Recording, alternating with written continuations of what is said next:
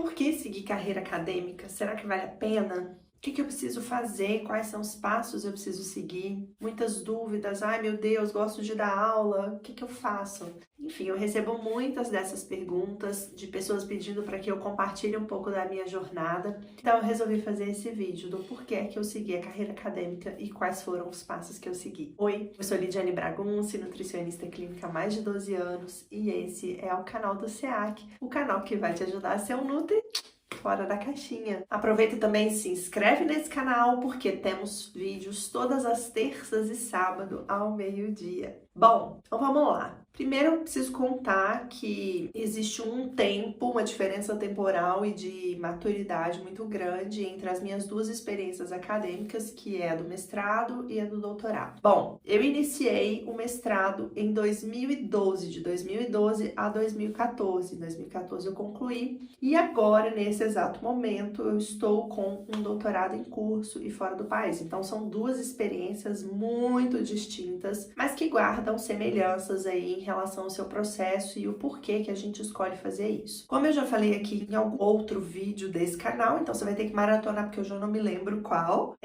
a minha opção por sair da graduação em nutrição e seguir com o mestrado, ela não foi uma opção necessariamente racional, do tipo, uau, esse sempre foi o meu sonho, não. A minha jornada acadêmica, durante a graduação em nutrição, ela foi me levando para esse lugar de pesquisa. Eu sempre fui uma pessoa que já tive as habilidades de um pesquisador, ser uma pessoa muito curiosa, de uma pessoa que gosta de entender as coisas a fundo, de investigar e etc. E não me contento com o simples, com o superficial. Então essas são características que você pode avaliar se você tem, se você gosta realmente do ambiente acadêmico, tá? Bom, então quando eu me formei na graduação, eu já tinha uma experiência grande nos projetos de iniciação científica, eu já integrava pelo menos 3 ou 4 projetos durante a minha graduação e eu já tinha aprendido a escrever resumos de congressos, a levar trabalhos para congressos, eu já tinha escrito capítulos de livros, artigos científicos e que são algumas das tarefas da vida acadêmica, né, que fazem parte do percurso de quem escolhe fazer um mestrado ou um doutorado. E uma das coisas que você precisa sempre ter em mente é que para que você escolha a carreira acadêmica, você precisa ser uma pessoa que se dedica muito profundamente a essas coisas, que além de ter curiosidade, além de ser uma pessoa que gosta de investigar, de responder a perguntas e etc. Então você precisa, além da curiosidade, você precisa também de dedicação. É necessário muitas horas de estudo, muitas horas com a bunda na cadeira, escrevendo e lendo, estudando para você produzir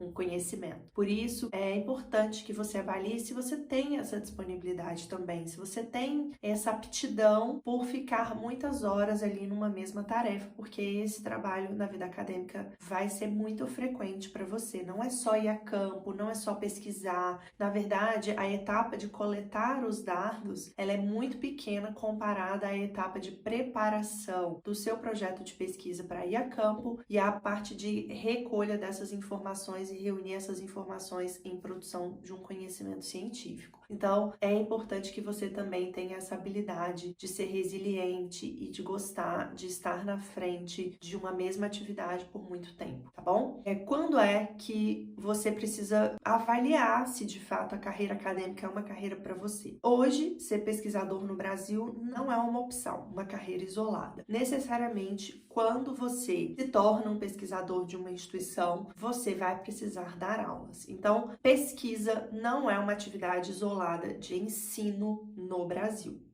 Fora do país, sim, existem atividades únicas e exclusivamente do pesquisador e da docência. Mas necessariamente para você seguir a carreira acadêmica no Brasil hoje, você vai precisar ser, além de pesquisador, também professor e também, em algumas das vezes, dependendo do local onde você for trabalhar, também um gestor. Você vai precisar fazer trabalhos administrativos, liderar equipe, ser coordenador, principalmente liderar grupos de pesquisa. Então você também vai precisar ter algumas habilidades administrativas, certo? Então, você vai gastar muitos anos da sua vida se dedicando a essa atividade. Avalie se você vai gostar delas, se você tem aptidão para elas, porque são muitos anos de dedicação. Para o mestrado no Brasil, você tem aí um percurso de 24 meses, de 2 anos. No doutorado no Brasil, você tem um percurso de 4 anos. E, por exemplo, no meu caso, no doutorado, eles são de 3 anos, 36 meses, tá bom? Que eu tô fazendo em Portugal, em Coimbra. Então, o programa de doutorado, que se chama doutoramento aqui, dura 36 meses, que é muito pouco para uma pesquisa de doutorado, tá? Como é que a gente pode ingressar? Como é que a gente começa? Por onde eu começo? Tá bom, Lidiane, eu gosto, quero fazer tudo isso, tenho aptidão e eu quero começar. Por onde você vai começar? Primeira coisa que você tem que começar é pelo inglês. Sim, no mestrado, principalmente não, no mestrado, você vai precisar fazer, uma das primeiras etapas, o exame de proficiência, tá? O que é o exame de proficiência? Para avaliar o seu nível de habilidades em inglês. Você precisa ser fluente em inglês para entrar no mestrado? Não, mas você precisa ter habilidades de leitura técnica e instrumental de artigos científicos, de escrita instrumental e de compreensão básica. Então, você precisa ter um inglês num nível intermediário para conseguir fazer. E aí você, dependendo do programa que você escolher, vai ter uma exigência específica da nota de corte desse exame de proficiência, tá bom? E você vai precisar se inscrever para fazer a prova desse exame de proficiência,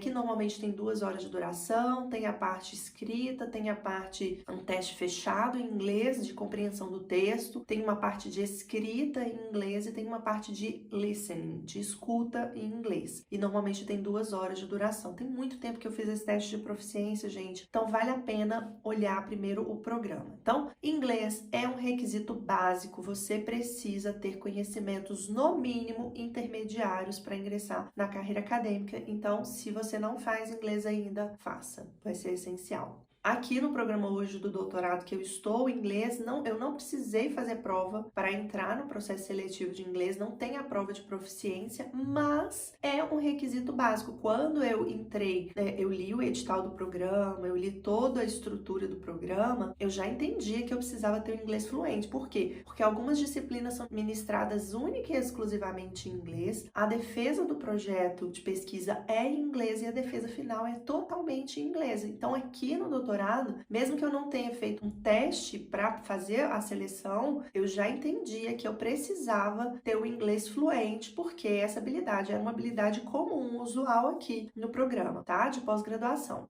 Pensada na etapa do inglês, a segunda etapa é que você precisa de uma equipe. Você precisa entender o que você quer estudar, né? Então, você vai precisar entender qual é o seu tema de interesse. É desejável que esse tema de interesse em pesquisa seja algo que você ame muito ou que você goste muito, tenha muita afinidade, porque você vai ficar com isso, estudando só isso, muito tempo da sua vida, lendo sobre isso. E se for algo que você odeia, o seu processo vai ser um martírio. Todo o seu tempo no doutorado e no mestrado vai ser um martírio. Então, escolha um tema de interesse, não vá integrando a equipe, pega ali o tema que a equipe está pesquisando, escolha a equipe com base no seu interesse, certo? Porque se for algo muito diferente daquilo que você já teve contato na vida e você tem nenhuma afinidade, você não vai dar conta, tá bom? Então, escolha ali o programa de pós-graduação, o programa de mestrado ou o programa de doutorado de acordo com a sua afinidade, com aquilo que você realmente gosta de estudar, que seja um tema de interesse para você. Faça contato com o pesquisador responsável pela pesquisa ou pelo grupo de pesquisa. Como você vai fazer esse contato? Mandando um e-mail, se oferecendo a integrar aquele grupo. No Brasil, normalmente, você vai precisar integrar esse grupo inicialmente de forma voluntária, para que o pesquisador te conheça, para que você faça parte das reuniões do grupo de pesquisa, para que você se envolva ali sem uma bolsa inicialmente, para que ele sinta que você é uma pessoa que vai somar para a equipe e então, depois disso, ele te aceita como um integrante da equipe e aceita ser o seu potencial orientador, caso você seja aprovado no processo seletivo. Então, você vai precisar de um aval dele, você vai precisar que você já esteja integrado à equipe de pesquisa e isso vai contar pontos para você, tanto na escrita do projeto, quanto na parte da entrevista, né? Que é uma etapa final. Por exemplo, na UFMG, quando eu participei do programa de mestrado, eram várias etapas. A primeira etapa era a etapa de proficiência no inglês, você tinha que ter pelo menos 70% para conseguir ter o certificado de proficiência, de que você estava apto a integrar um programa de pós-graduação. Depois disso, a gente teve uma prova escrita, um edital ali com vários artigos que iam ser discutidos e trabalhados e a prova discursiva aberta. Então, depois de aprovado nessas duas etapas anteriores, você ia para a etapa do projeto. Então, você enviava o seu projeto de pesquisa e ele ia ser avaliado por uma banca avaliadora, se o seu projeto era um projeto viável. E a última etapa é a etapa da entrevista, que vai ser uma entrevista tanto em relação à sua jornada pessoal, à sua jornada acadêmica, a sua experiência com pesquisa até então, quanto em relação ao seu projeto. Então,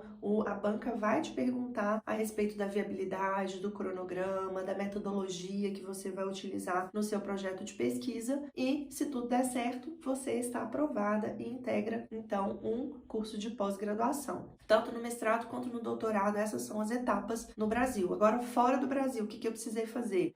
Para o doutorado, eu precisei mandar um e-mail para a pesquisadora, né, da área que eu queria integrar o programa, contar um pouco da minha jornada, falar sobre as minhas habilidades, enfim, falar sobre o meu desejo de integrar o programa e qual era o meu background, né, o que era a minha trajetória acadêmica até então e por que eu achava que aquele programa ia ser importante para mim, o que eu tinha para somar para a equipe. Então foi esse e-mail que eu precisei mandar com essas características e para integrar esse programa de pós-graduação de doutorado aqui em Coimbra, você precisa de ter alguns pré-requisitos. Você precisa de ter 2 cartas de recomendação de outros pesquisadores, pelo menos 2, tá? Uma carta de motivação, onde você se apresenta para a banca avaliadora do projeto de pesquisa e você fala quais são as suas motivações em integrar esse programa. Você precisa ter o aceite desse orientador. Se você não tiver o aceite do orientador, você é automaticamente eliminado. Se o orientador no programa não te aceitar, você não mostra a sua cara, mesmo que você tenha tido altas notas em outros parâmetros de avaliação, você não integra o programa. E se você precisa ter uma nota no seu projeto de pesquisa, no projeto que você pretende avaliar. Por isso, esse contato prévio com o orientador, ele precisa ser feito com muita antecedência antes da avaliação. Por exemplo, a seleção do doutorado aqui em Portugal, ela ia acontecer dos meses de junho até agosto. São 2 meses de seleção, de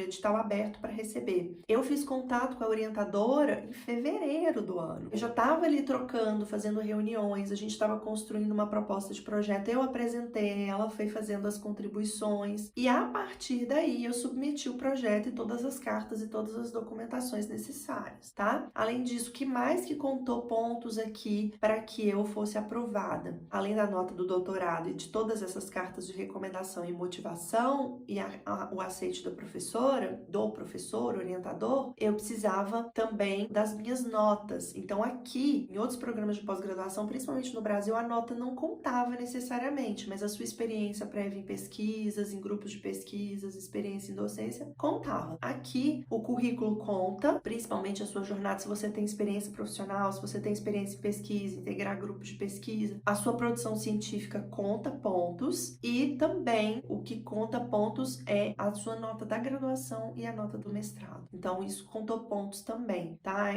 Aqui eles pedem uma declaração com a média global que você teve e eles classificam a nota de 0 a 20. Então, eu precisei fazer esse processo de transformação dessa nota, porque no Brasil a gente avalia de 0 a 100, né? As notas ou em conceito. Aqui em Portugal é de 0 a 20. Então, eu precisei pedir para a coordenação do meu programa de pós-graduação uma declaração falando que a minha nota de 0 a 100 correspondia tanto de 0 a 20 aqui em Portugal, tá bom? Com isso, com essa experiência, você já deve ter percebido que você vai precisar ter tido um bom relacionamento com o meio acadêmico para você conseguir ingressar. Então, você vai precisar mostrar a sua carinha para as pessoas, para a equipe de pesquisa, mostrar a sua proatividade, a sua iniciativa para integrar aquele grupo. Isso, inicialmente, para quando a gente tem 0 experiência, pode ser muito desafiador, porque a gente nunca escreveu um artigo, é uma linguagem diferente, a gente nunca apresentou num congresso, um trabalho, a gente ainda não aprendeu quais são as etapas do pensamento científico para a gente conseguir conversar, mas os professores dos programas de pós-graduação entendem isso. Normalmente, eles estão abertos a receber pessoas que estão dispostos a aprender do zero. Mas, se você integrou durante a sua graduação projetos de iniciação científica e já tem uma experiência com isso é muito mais fácil para que você seja recebido. Isso vai ter uma receptividade maior do orientador, certo? O que você precisa construir durante o mestrado e o doutorado? Durante o mestrado e o doutorado, o primeiro ano, você vai precisar fazer disciplinas obrigatórias. O que são as disciplinas obrigatórias? Cada programa vai ter ali os seus requisitos mínimos, os seus créditos mínimos que precisam ser cursados. Normalmente essas disciplinas são de metodologia científica, estatística, o conteúdo teórico básico do programa. Então, por exemplo, como no mestrado eu fiz na área de epidemiologia e saúde pública, a gente tinha disciplinas ligadas a isso, epidemiologia e saúde pública, estatística básica. Então, esses créditos do primeiro ano você precisa cumprir, e depois que você cumpriu esses créditos, que são os requisitos mínimos, você pode fazer outras disciplinas optativas e participar, inclusive, de disciplinas de outros programas de pós-graduação como ouvinte ou como uma disciplina isolada, tá? Que vai contar como crédito e como nota para você também. Mas, basicamente, no que se resume o seu trabalho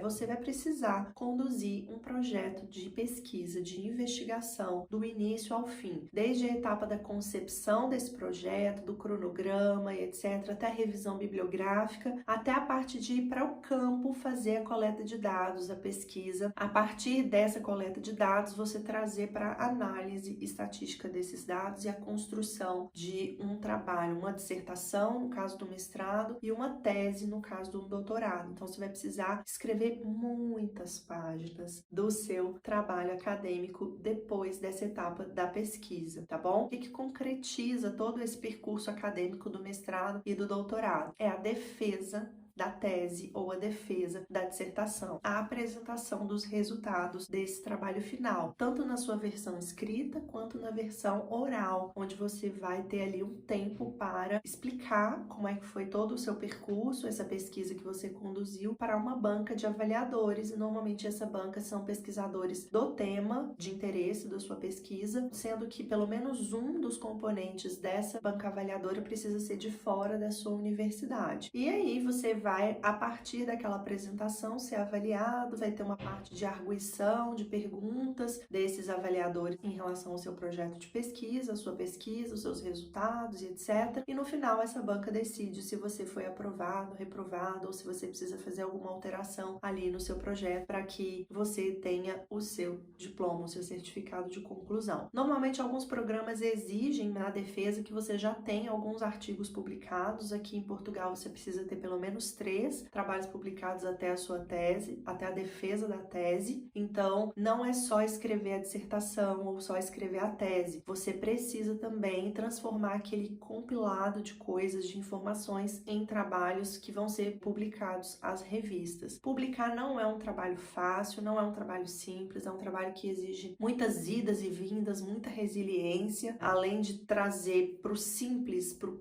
resumido, aquele trabalho que levou muitos anos de dedicação. Você também vai precisar se adequar aos interesses de cada revista científica, entender como é que se dá um processo de publicação, de submissão do seu trabalho científico. Então, é um rolê, minha gente, que você precisa se dedicar muitíssimo, que você precisa estar ali disposto a realmente a fazer parte. Mas é um trabalho também muito recompensador. É um trabalho que desenvolve em você muitas habilidades necessárias, né? Você vai aprendendo ao longo do percurso acadêmico a receber feedbacks negativos, a receber críticas. Uma das coisas que eu avalio como mais positiva na minha jornada acadêmica é que eu aprendi a receber crítica. Eu aprendi a ser uma pessoa muito melhor, muito mais humilde no meu processo, na carreira científica, na academia. Foi que eu aprendi a receber feedbacks negativos, a aprender pontos para melhorias. É um processo de autoconhecimento enorme, de resiliência. Normalmente, durante o seu projeto de pesquisa, você se sente muito fragilizado, incapaz. Então, uma coisa que eu percebo em todos os colegas de pós-graduação é que, assim, a gente sempre se sente mal. A gente sempre se sente insuficientemente capaz durante a carreira acadêmica. Eu acho que isso é do percurso mesmo, mas a gente precisa de apoio de colegas. Então, algumas das minhas melhores amigas eu fiz durante o processo do mestrado, e agora tenho feito também, construído laços muito importantes com colegas do doutorado, porque a gente precisa dessa rede de apoio para seguir nessa jornada que muitas vezes é muito cheia de obstáculos, muito difícil, tá bom? Mas no final, dá tudo certo, no final da defesa você tá apto ali a dar aulas, a ser um pesquisador, a participar de concursos, e é uma jornada que vale muito a pena. Bom, tentei resumir ao máximo como é a minha experiência nesses dois processos, e se você tiver alguma dúvida em relação à carreira acadêmica, coloca aqui nos comentários que eu vou adorar responder e compartilhar um pouquinho mais do que eu tiver me esquecido aqui, tá bom?